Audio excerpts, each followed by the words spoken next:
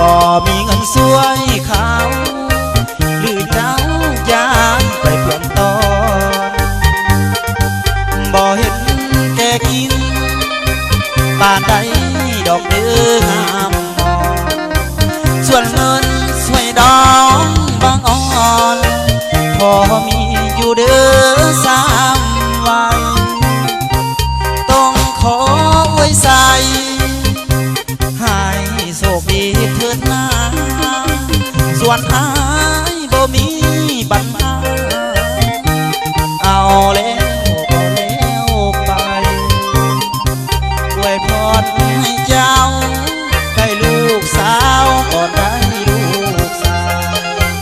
ลูกสาวเลี้ยงให้ไวสิไปขอเป็นเคย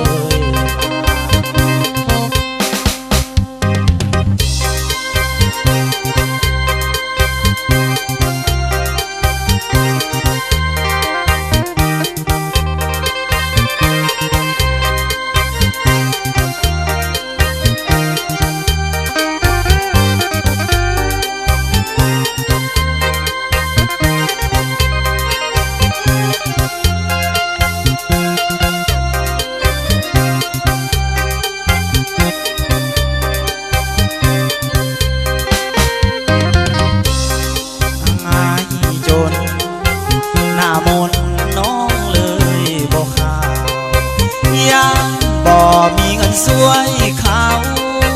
หรือเจ้ายานไปเพื่อนตอนบ่เห็นแกกินป่านใดดอกเดืองามมองส่วนเงินสวยดองบางอ่อนพอมีอยู่เด้อ3 วันต้องขอไว้ใส่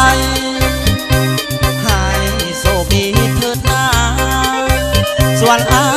ยบ่มีปัญหาเอาแล้วก็แล้วไป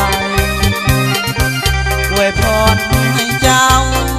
ให้ลูกสาวก่อนได้ลูกสาวลูกสาวเลี้ยงให้ไวสิไปขอ